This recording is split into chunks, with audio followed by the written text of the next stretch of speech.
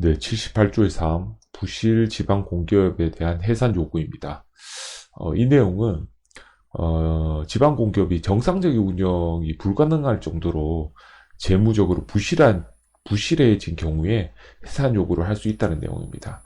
앞에서 78조의 2는 이 경영 진단을 통해서 만약 운영상 문제점이 있으면 개선 명령을 할 수가 있고, 그 최대 법인 청산이나 민영화까지도 가능하다는 내용이었죠. 그러니까 약간 그 운영상의 문제점, 그리고 이 부분은 재무적으로 부실해진 경우라는 거에 있어서 차이점이 있습니다. 1항 행안부 장관은 공사 또는 공단이 다음 각호에 해당하는 경우로서 대통령령으로 정하는 경우 78조 5에 따른 지방공기업정책위원회 심의를 거쳐 지자체장이나 공사사장 또는 공단 이사장에게 해산을 요구할 수 있다고 되어 있습니다.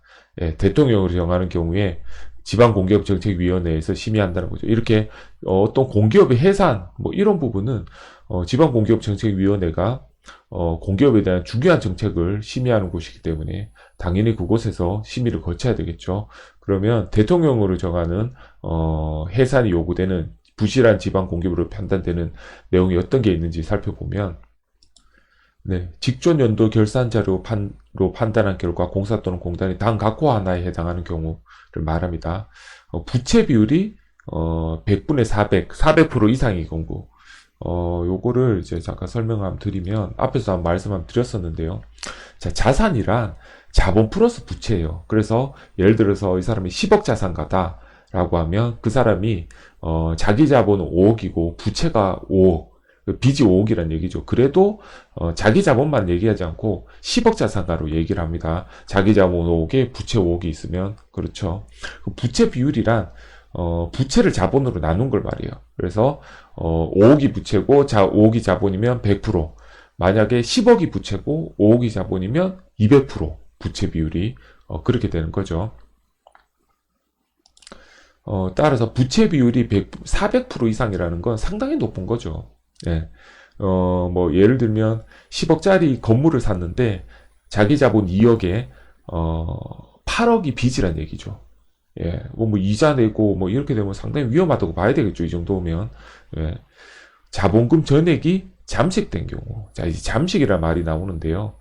무슨 말이냐면, 자, 자기 자본이라는 건 자본에서 이익잉여금이나 손실금을 반영한 걸 말이에요. 그래서 제가 5억으로 사업을 시작했는데 1년 지나서 결산했더니 내가 마이너스 1억 손해를 봤습니다. 그러면 나의 자기 자본은 4억으로 떨어지는 거예요. 반대로 1억의 이익을 봤다. 그러면 자기 자본은 6억이 되는 거죠. 그래서 손실을 보면 떨어지고 이익을 보면 올라가는 거죠. 자기 자본이랑. 근데 자본금 전액이 잠식됐다는 건 나의 자본이 0원이라는 얘기입니다. 다 까먹고. 예, 그래서 자본금 전액이 잠식된 경우. 그리고 3호 2회계연도 연속 자본 잠식률이 100분의 50%를 초과하는 경우. 자, 자본 잠식률이라는 건 뭐냐면, 네, 여기 자본 잠식률은 자본금에서 자본의 총계, 범상 의무를 이행하기 위하여 불가피하게 손실이 발생한 경우에는 행안부 장관이 정하는 바에 따라 그 손실을 반영하여 산정한 금액을 뺀 값을 자본금으로 나눈 값을 말한다. 이걸 제가 식으로 요렇게 표현해 놓은 겁니다. 식으로. 예. 요 말을 그대로 표현해 놓은 거예요. 그러니까 이런 거죠. 자기 자본이란 자본에서 만약 손실을 보면은 그 손실의 이익을 보면 반영하여서 자기 자본을 만든다고 했잖아요. 그럼 이렇게 보면 되죠. 내가 5억 자본을 했는데 손실을 1억을 봤어요. 그럼 4억이 남았죠. 그러면은 5억에서 4억 남았으니까 4억을 빼면 1억을 5억으로 다시 나누면 20%가 되겠죠. 그리고 만약에 손해를 4억을 봤어요. 그리고 자기 자본이 1억만 나왔습니다. 그러면 80%가 되겠죠. 따라서 자본 잠식률이라는 건 자본이 점점 잠식돼 간다는 거니까 잠식률이 높으면 높을수록 안 좋은 거죠. 그래서 50%란 얘기는 결국 내 자본의 50% 이상이 까먹었다. 예, 그렇게 생각을 하면 될 것 같습니다.